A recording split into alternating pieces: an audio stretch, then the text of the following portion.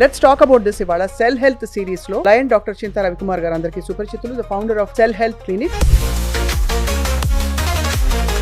ఎందుకు ఇంత డయాబెటీస్ పెరిగిపోయింది సార్? మనం తినేది అన్నము, ఆకుకూరలు. డయాబెటిక్ ఎందుకు అవుతున్నాము అంటే తినే ఆహారం నుంచి స్మాల్ ఇంటెస్టైన్ గ్లూకోజ్ కింద కన్వర్ట్ చేస్తుంది, చేసి రక్త ప్రవాహంలోకి వదులుతుంది. ప్యాంక్రియాస్ లో ఉన్న బీటా సెల్స్ ఇన్సులిన్ తయారు చేస్తుంది, మదర్ ఫ్యాట్.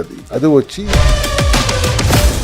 ఎక్సెస్ గ్లూకోజ్ మిగిలిన దాన్ని లివర్ కి చెప్పి ఫ్యాట్ కింద మారుస్తుంది. ఈ ఫ్యాట్ సెల్స్ అన్ని కూడా నిండిపోయిన తర్వాత అక్కడ కలిపి స్వీట్లు, పెళ్లి భోజనం తినేస్తే కూడా డయాబెటీస్ ఉన్న వాళ్ళు ఎస్పెషల్లీ వాళ్ళకి మొత్తం గాడి తప్పిపోతున్నారు. ఇజ్ ఇట్ అంత తొందరగా అయిపోతుంది sir?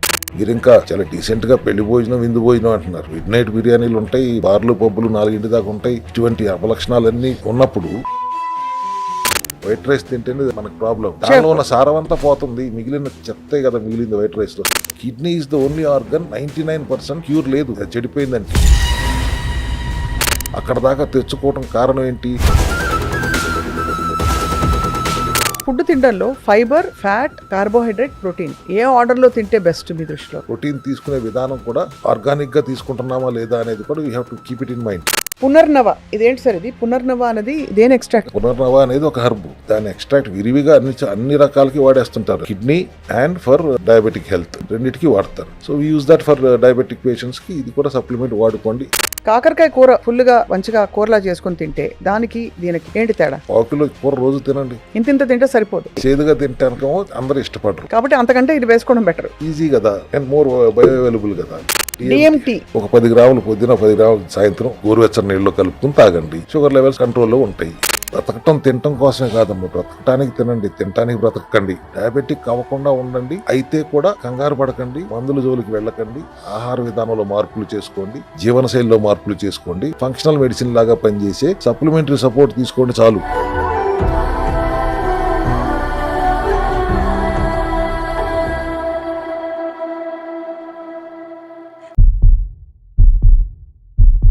Welcome to Suman TV. And ఇవాళ మనం సెల్ హెల్త్ సిరీస్ లో 6వ ఎపిసోడ్కి వచ్చాం. చాలా ఇంపార్టెంట్, బహుశా సర్వసాధారణంగా మనకు కనిపించే ఒక విషయం గురించి మాట్లాడబోతున్నాం. భారతదేశం వరల్డ్ లో డయాబెటీస్ క్యాపిటల్ అని చెప్తున్నారు. మనం సాత్విక ఆహారం తింటాం, మనకు అన్ని ఆకులు అలములు ఉన్నాయి, పురాతన పద్ధతుల్లో మనకు అన్ని ఋషులు యోగులు చెప్పారు అంటున్నాం. మరి ఎందుకు ఈ డయాబెటీస్ బారిన ఇంతమంది పడుతున్నారు? డయాగ్నోస్ అయిన కేసెస్ సంఖ్య ఒక విధంగా ఉంటే, డయాగ్నోస్ కాకుండా ఇన్సులిన్ రెసిస్టెన్స్ తో, దాని వల్ల వచ్చే ఇతరత్ర ప్రాబ్లమ్స్ తో బతుకుతున్న వాళ్ళు కోకల్లలు ఉన్నారు. లెట్స్ టాక్ అబౌట్ దిస్ ఇవాళ సెల్ హెల్త్ సిరీస్ లో లయన్ డాక్టర్ చింతా రవికుమార్ గారు అందరికీ సుపరిచితులు, the founder of cell health clinics and న్యాచురోపతిలో విశేషమైన రీసెర్చ్ చేసి సెల్యులర్ లెవెల్లో ఒక్కొక్క ఈ కండిషన్ ని ఎలా ట్రీట్ చేయాలో చెప్తూ వచ్చారు వివిధ ఎపిసోడ్స్ లో. Sir, welcome to Suman TV sir. Thank you అమ్మా. Diabetes is a very common word. Diabetes వల్ల వచ్చే ఇంకా బ్రహ్మరాక్షసులు ఇంకా చాలా ఉన్నాయి. ఎందుకు ఇంత డయాబెటీస్ పెరిగిపోయింది సార్? మనం తినేది అన్నము, ఆకుకూరలు, ఇంకా అవి ఇవి అని చెప్పుకుంటాం. దాని గురించి అడ్రస్ చేసే ముందు కొద్దిగా కాంట్రవర్సీ కానీ let me tell you, 10 years back HbA1c 7.0 pre diabetic అనేవారు. టుడే 6.5 ప్రీ డయాబెటిక్ అంటున్నారు. I'm hearing how far it is true, good put అని. మళ్ళీ అక్కడ ఇప్పుడు 6 ప్రీ డయాబెటిక్ చేద్దామని ఆలోచన చేస్తున్నారు. అవును, ఒకసారి 6 ప్రీ డయాబెటిక్ అంటే మన భారతదేశం ఇప్పటికే క్యాపిటల్ ఆఫ్ డయాబెటిక్ అంటున్నారు కదా. 6 is ప్రీ డయాబెటిక్ అన్నారంటే 90% ప్రీ డయాబెటిక్ లోకి వెళ్ళిపోతున్నారు. ఖచ్చితంగా. So why it was 7.5 then, why it came down to 7, then it came down to 6.5, ఇప్పుడు మళ్ళీ 6 అవబోతుంది అని ఎందుకు భయపెడుతున్నారు అనేది ఒక ప్రశ్న. ఇక డయాబెటిక్ ఎందుకు అవుతున్నాము అంటే బేసిక్ ఫండా ఏంటి? మనం తినే ఆహారం, మీరు అన్నం తింటున్నాం అంటున్నారు, తినే ఆహారం నుంచి స్మాల్ ఇంటెస్టైన్ గ్లూకోజ్ కింద కన్వర్ట్ చేస్తుంది, చేసి రక్త ప్రవాహంలోకి వదులుతుంది. సో మీ 25 లక్షల కోట్ల సెల్స్ కి ఎనర్జీ అవసరం వాటి పని చేసుకోవటానికి. అది గ్లూకోజ్ నుంచి తీసుకోవాలి. అవును. సో ప్యాంక్రియాస్ లో ఉన్న బీటా సెల్స్ ఇన్సులిన్ తయారు చేస్తుంది, మదర్ ఫ్యాట్. అవును. అది వచ్చి సెల్ మెంబ్రెయిన్ ఓపెన్ చేసి గ్లూకోజ్ ని సెల్స్ లో నింపుతుంది. ఎక్సెస్ గ్లూకోజ్ మిగిలిన దాన్ని లివర్ కి చెప్పి ఫ్యాట్ కింద మారుస్తుంది, ట్రైగ్లిజరైడ్స్ కింద మారుస్తుంది. అవును కదా. సో ఎక్సెస్ ట్రైగ్లిజరైడ్స్ కింద ఎక్కడ ఉంటుంది? ఫ్యాట్ సెల్స్ లో ఉంటుంది, ఎడిపోస్ టిష్యూస్ అంటాం. ఈ ఫ్యాట్ సెల్స్ అన్ని కూడా నిండిపోయిన తర్వాత ఎక్సెస్ గ్లూకోజ్ ఇంకా రక్తంలో ఉన్న దాన్ని మనం టైప్ 2 డయాబెటీస్ అంటాం. కరెక్ట్ కదా. టైప్ 1 డయాబెటీస్ ఇస్ డిఫరెంట్, అది ఆటోఇమ్యూన్ కండిషన్.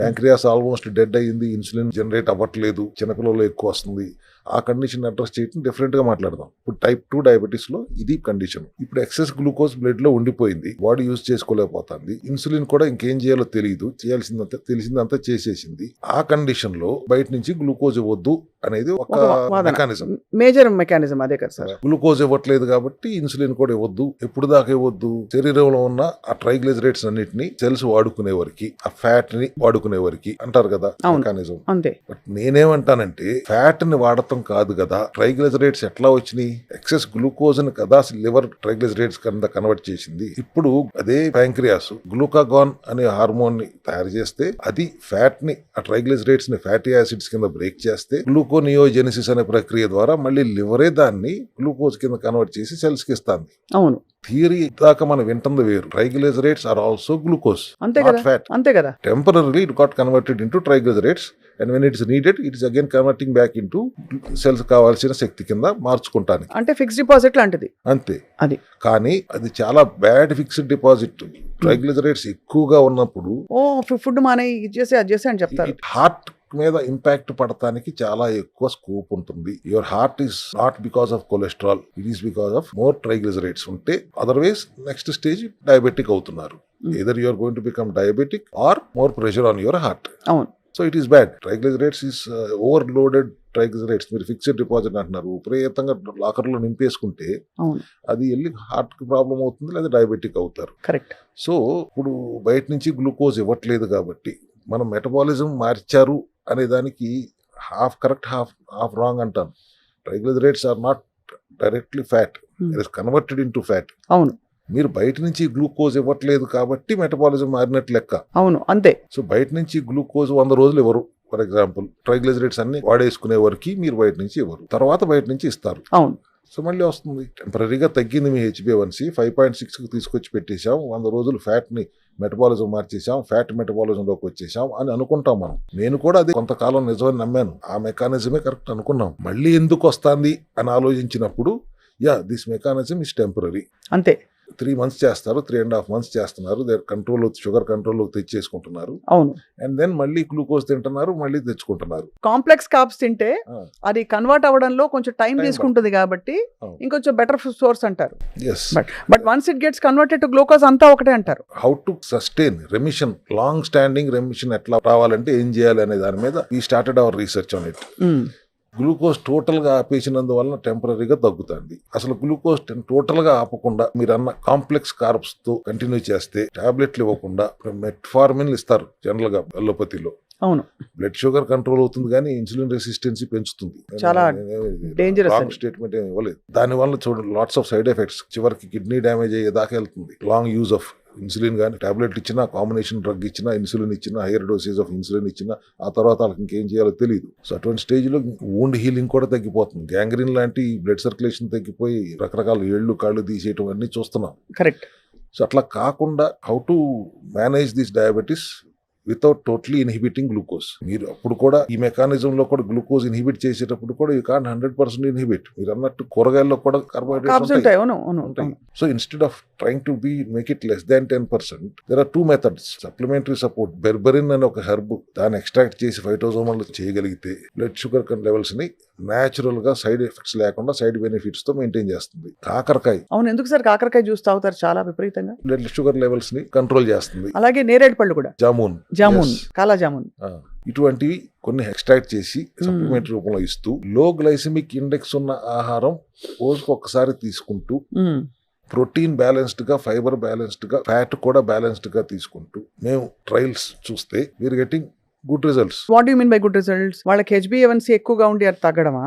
HbA1c ఎక్కువగా ఉన్నది taking time, it is coming down to almost normalcy. పూర్తి నార్మల్ రాదు. వాళ్ళు ఒకప్పుడు చెప్పిన 7 ప్రీ డయాబెటిక్ అంటున్నారు, ఆ 7 కి బిలో 6.5 to 7 మధ్యలో ఉంటుంది. ప్రీ డయాబెటిక్ స్టేజ్ లోకి వస్తున్నారు. టోటలీ నో డయాబెటిక్ స్టేజ్ లో లేకపోయినా ప్రీ డయాబెటిక్ స్టేజ్ లో ఉంటున్నారు, దాన్ని సస్టైన్ అవుతున్నారు. Without metformin, with any other with my berberine functional medicine కాకరకాయను కూడా నేను ఎక్స్ట్రాక్ట్ చేసి పెట్టాను, జామున్ కూడా ఎక్స్ట్రాక్ట్ చేసి పెట్టాను.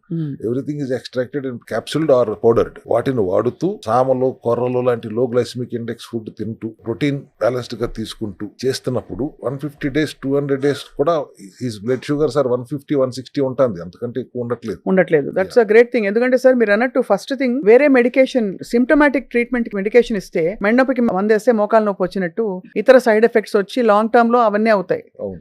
అవన్నీ అవసరం లేకుండా వాటిని తీసేసి ఫంక్షనల్ మెడిసిన్ ని రీప్లేస్ చేసి ప్రాపర్ బ్యాలెన్స్ డైట్ ఇవ్వడం వల్ల లాంగ్ టర్మ్ సస్టెనెన్స్ ఎక్కువ without any other side effects. Pre diabetic గానే ఉంటున్నారు, పూర్తిగా డయాబెటిక్ తొలగట్లేదు.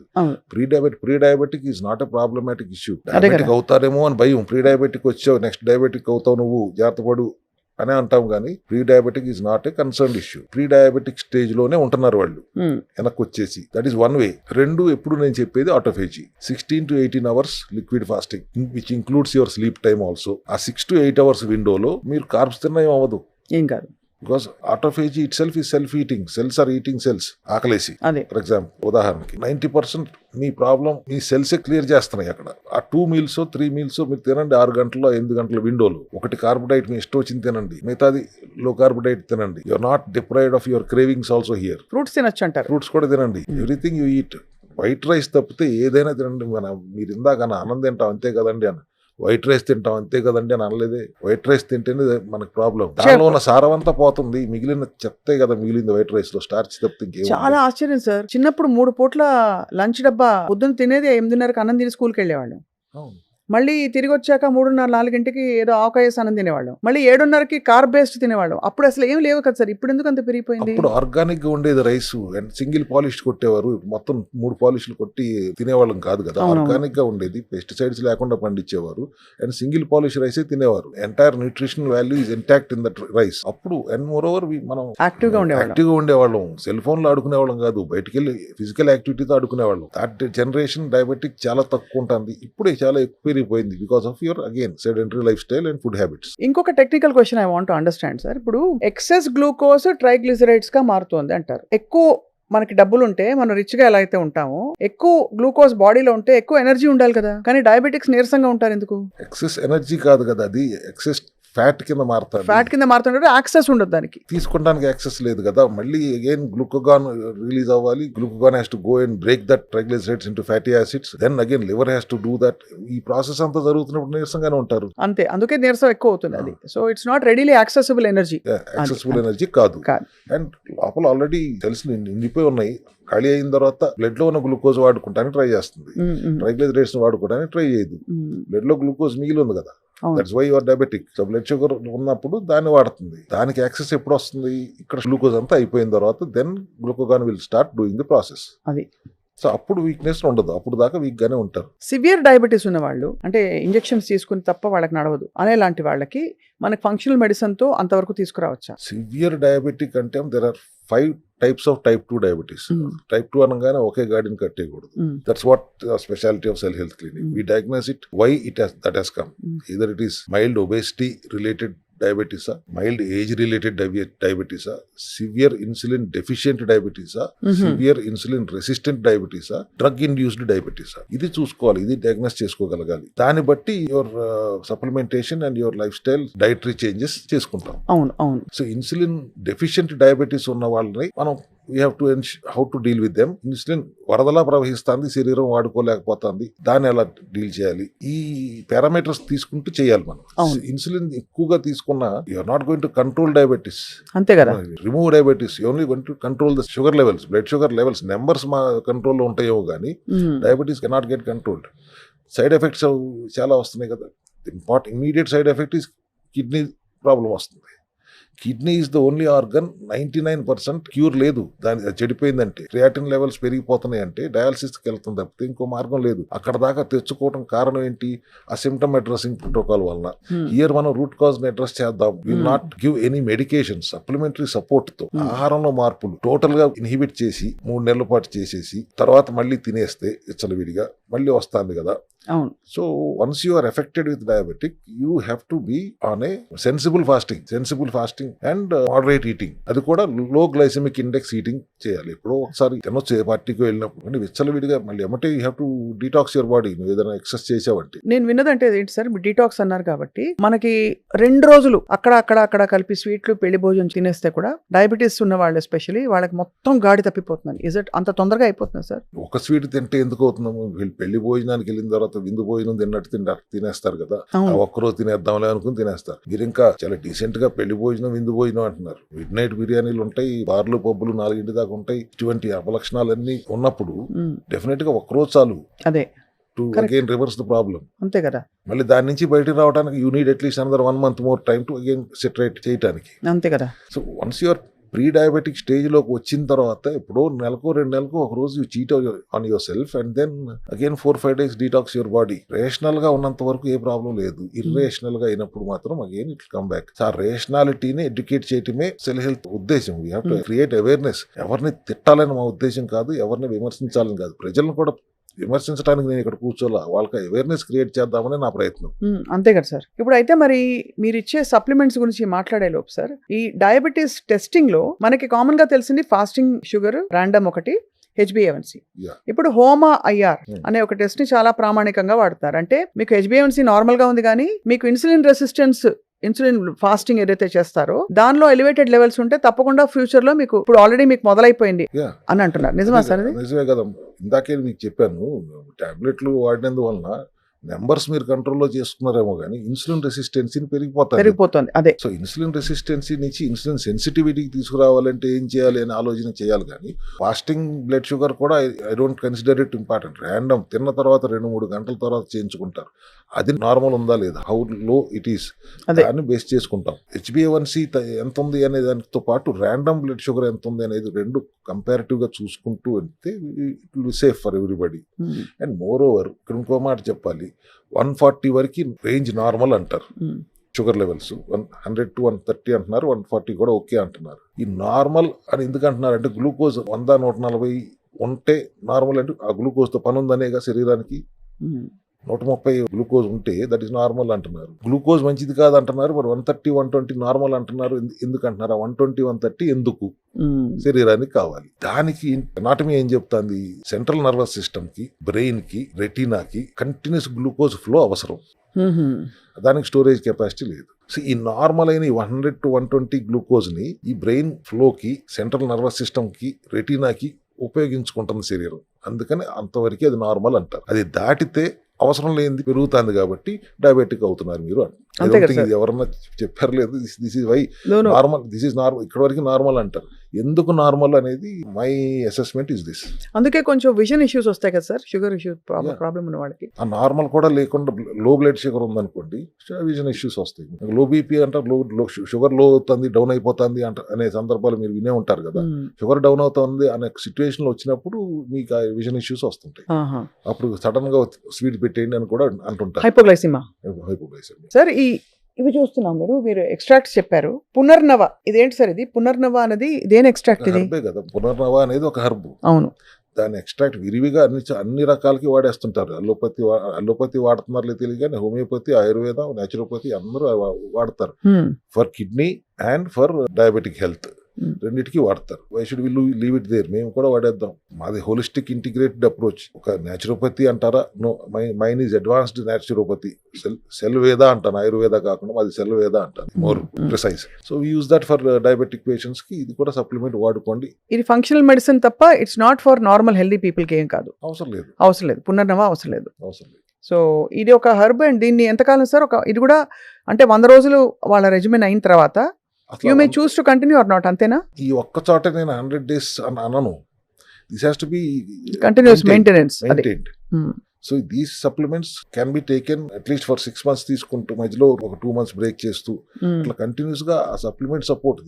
సైడ్ బెనిఫిట్స్ కానీ సైడ్ ఎఫెక్ట్స్ ఏ ఉండవు కదా. It's good for health. Berberine అనే ఎక్స్ట్రాక్ట్ ఉంటుంది, that's very good for sugar. Cancer కే వాడుతుంటారు దాన్ని. సెల్మెట్ అని పెట్టారు సార్. బర్బరిన్ అయినా సార్ ఇది? బర్బరిన్ ఎక్స్ట్రాక్ట్.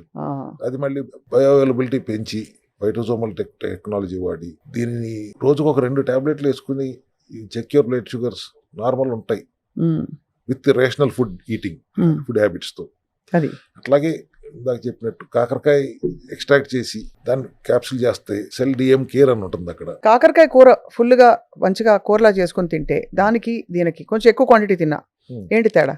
అంటే ఇది తినొచ్చు కదా, మేము ఈ టాబ్లెట్లు అవసరమా అనే వాళ్ళ కోసం వాడుకోండి అమ్మ. పావు కిలో కూర రోజు తినండి సరిపోతుంది. పావు కిలో కూర అంటే ఇంట్లో 4-5 తింటున్నారు. ఇంత తింటే సరిపోదు.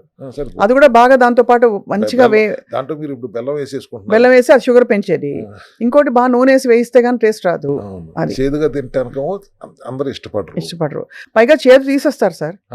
ఉప్పు పసుపు వేసి పిడిచి తీసి పడేస్తారు. సో అసలు ఎక్స్ట్రాక్ట్స్ పోతున్నాయి కాబట్టి అది లెక్కకి రాదంట. అంతేనా? అసలు దాంట్లో ఉన్న ఇంగ్రీడియంటే ఆ చేదు. అవును. దాన్ని తీసేసి మీరు కూర తింటే ఉపయోగం ఏంటి? కాబట్టి అంతకంటే ఇది వేసుకోవడం బెటర్. ఈజీ కదా అండ్ మోర్ బయో అవైలబుల్ కదా. అవును. డిఎంటి మీరు ఇందాక అన్నారు కదా జామున్, అటువంటి ఇంగ్రీడియంట్స్ 16 రకాలు ఉన్నాయి దాంట్లో. కలిపి పౌడర్ ఒక 10 గ్రాములు పొద్దున, 10 గ్రాములు సాయంత్రం గోరువెచ్చని నీళ్ళలో కలుపుకుని తాగండి. షుగర్ లెవెల్స్ కంట్రోల్లో ఉంటాయి. As long as you're having a rational life style. Food habits బాగుండాలి, అది అసలు కాంప్రమైజ్ కాలేని విషయం. అలాగే స్లీప్ అండ్ స్ట్రెస్ రెగ్యులేట్ చేసుకుంటూ మందులు తీసేసి ఫంక్షనల్ మెడిసిన్ పెట్టడం అన్నది ఉత్తమం. ఫంక్షనల్ మెడిసిన్ పెడతాం, సపోర్ట్ గా బాగా పనిచేస్తుంది, ఉత్తమం. అండ్ సెడెంటరీ లైఫ్ స్టైల్ ఉండకూడదు. Have to workout for at least 40-45 minutes every day and have some breathing exercises. Yoga చేయకపోయినా అట్లీస్ట్ బ్రీతింగ్ ఎక్సర్సైజ్ చేయండి. Keep yourself active. కొన్ని బ్రీతింగ్ టెక్నిక్స్ నేర్పిస్తాం మీకు, మీరు తగ్గుతారు. ఒక 2 months చేయండి అని చెప్పారు. నిజంగా సాధ్యం అవుతుందా సార్ బ్రీతింగ్? అంటే because we burn calories or anything else? No, we burn calories. ఇప్పుడు కపాలి బాత్ అంటారు. కపాలభాతి లోపల కనాలి. You should not breathe in out. అది మీరు ఒక 400 సార్లు చేస్తే, ఒక 2 నెలలు చేస్తే, రోజుకు 400 సార్లు చేస్తే వెయిట్ లాస్ అవుతారు. బట్ 70% 40 సార్లు కంటే ఎక్కువ చేయలేరు. అదే ప్రాక్టీస్ లో వస్తుంది. మగవాళ్ళకి విపరీతంగా స్మోక్ చేస్తున్నారు అనుకోండి, ఆ స్టామినా ఉండదు. They can't do it. So again habits మార్చుకుంటూ ఇటువంటి యోగాలు చేస్తే వెయిట్ లాస్ అవుతారు. ఖచ్చితంగా అవుతారు. పెద్ద ఈ పతంజలి అయినా ఎవరు ఉన్నారు కదండి, పేగులు బయటికి లాగినంతలో లోతుగా ఎక్సర్సైజ్ చేస్తారు, ఆయన యోగాలు చేస్తారు. Ramdev Baba. Ramdev.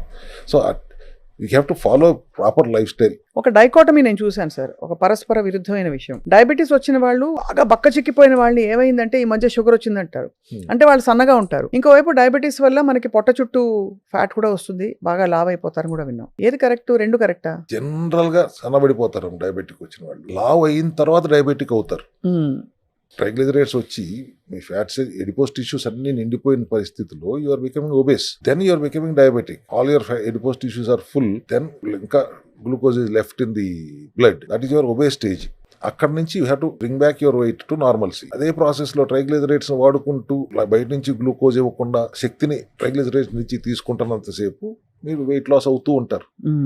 To an extent ఇందాకే చెప్పాను, half correct, half right, half wrong అని. ఒబేసిటీ తగ్గడానికి that mechanism for 100 days is correct. తర్వాత విచ్చలవిడిగా లేకుండా నార్మల్ గా మీరు మెయింటైన్ చేస్తే. డయాబెటిక్ తగ్గడానికి కూడా ఈ విధానంలో టెంపరీ కదా. పర్మనెంట్ గా ఉండాలంటే సప్లిమెంటరీ సపోర్ట్ తో మీరు లో గ్లైసిమిక్ ఇండెక్స్ ఫుడ్ తీసుకుంటూ, లేదు autophagy 16 hours to 18 hours liquid fasting లో ఉండి ఆ 6 to 8 hours విండోలో ఒకసారి తింటారా, 2 సార్లు తింటారా, మీ ఇష్టం అన్నట్టు ఉండగలిగితే ఈ 2 విధానంలో లాంగ్ సస్టైనబుల్ గా ఉంటుంది రిజల్ట్ అనేది నా ఉద్దేశం. అసలు హెల్త్ నమ్మే సిద్ధాంతం. ఇప్పుడు డయాబెటీస్ ఉన్న వాళ్ళు కిటోజెనిక్ డైట్ చేయొచ్చా సార్? కిటోజెనిక్ డైట్ అంటే ఏముందమ్మా? లో గ్లైసిమిక్ అంటే హై ప్రోటీన్ అనేది, అంత హై ప్రోటీన్, అది కూడా ప్రోటీన్ ఫోకస్డ్, అది కూడా దాంతో పాటు ఫ్యాట్ కూడా విపరీతంగా పెట్టేసి ఫ్యాట్ కట్స్ ఫ్యాట్ అనే ఒక థియరీతో అది డ్రాస్టిక్ షిఫ్ట్ అనిపిస్తుంది, న్యాచురల్ గా అనిపించదు. But is that advisable sir? More protein is more of keto diet అంటే మెడిటరేనియన్ డైట్ అంటారు. More protein is definitely not advisable because you can't eat.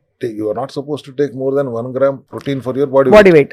More than that, definitely కిడ్నీల మీద భారం పడుతుంది. It gets converted into glucose only. అదే and affects the kidney. Overloading fat also. కొబ్బరి నూనె తాగమంటారు, మీరు 100 grams తాగండి అంటాం, ఎంతవరకు కరెక్ట్ అనేది నాకు ఒక ప్రశ్న. ఇప్పటికి కిడ్నీ మీద ఎఫెక్ట్ పడదా అంత ఓవర్లోడ్ చేస్తే?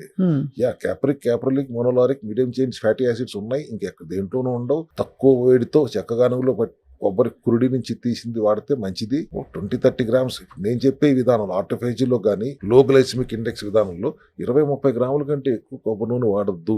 మీరు కిటో డైట్ లో ఉన్నప్పుడు ఫ్యాట్ ఎక్కువ తీసుకుంటున్నప్పుడు బరువు తగ్గరు. సో డీటాక్స్ చేయడం కోసం ఒక వారం రోజులు ఎక్కువ తీసుకోండి, తర్వాత తక్కువ తీసుకోండి అని ఒక మెకానిజం నడుస్తుంది. To an extent that is పని కూడా చేస్తుంది. అంతే. తగ్గిన తర్వాత మళ్ళీ ఎందుకు పెరుగుతున్నాము అన్నది క్వశ్చన్ అదే. సో అంత ఓవర్లోడ్ ఆఫ్ ఫ్యాట్ వచ్చినప్పుడు నీ లివర్ తట్టుకోగలగా, అవును. కొద్దిగా అటు ఇటు కొన్న లివర్ కూడా ఇబ్బంది పడుతుంది కదా. సో ఫ్యాటీ లివర్ గా మారే ప్రమాదం ఉంది కదా. సో కొంత ఫ్యాటీ లివర్ అంటే లివర్ అంతా ఫ్యాట్ తో నిండినట్టు కాదు కదా, ఒక 10% 20% లివర్ ఫ్యాట్ ప్రాసెస్ అవ్వకుండా లివర్ లో ఉండిపోతుంది. ఆ స్టేజ్ లో మనం అడ్రస్ చేస్తాం సెల్ హెల్త్ క్లినిక్ లో, నో ప్రాబ్లం. అడ్రస్ చేయకపోతే దాని ఫైబ్రోసిస్ కింద సిరోసిస్ కింద మారిందంటే మనం ఏం చేయగలం? లివర్ 500 రూపాయలు చేయాల్సిన లివర్ దాని మీద అంత లోడ్ వేసేస్తే అది చేయలేకపోగా అది 95 పైసలు చచ్చిపోయినా కూడా రికవర్ అవ్వగలదు అనే దానికి ఒక మంచి పేరు అందరూ చెప్తారు.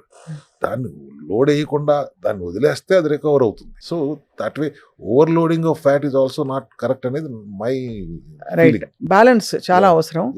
సార్, ఫుడ్ తినడంలో ఫైబర్, ఫ్యాట్, కార్బోహైడ్రేట్, ప్రోటీన్ ఏ ఆర్డర్లో తింటే బెస్ట్ మీ దృష్టిలో? అంటే అది అబ్జార్ప్షన్లో అమాంతం ఫుల్ లోపల నుంచి తీవ్రమైన రియాక్షన్స్, ఇన్సులిన్ అలా షుగర్స్ బాగా స్పైక్ అప్ అయిపోకుండా. ప్రోటీన్ బ్యాలెన్స్డ్ గా ఉండాలి. 1 gram per your body weight. అంటే రోజు ఒక 70 కిలోలు 60 కిలోలు అనుకోండి సార్, 60 గ్రాముల ప్రోటీన్ పడాలి. 60 గ్రాముల ప్రోటీన్ అంటే మనకి దగ్గర ఒక డజన్ కోడిగుడ్లు నిజం చెప్పాలంటే. 5-6 గ్రాములు ప్రోటీన్ ఉంటుంది ఒక గుడ్డులో. కాబట్టి 12 కోడిగుడ్లు అయినా తినాలి, దాని ఈక్వలెంట్ అయినా తినాలి.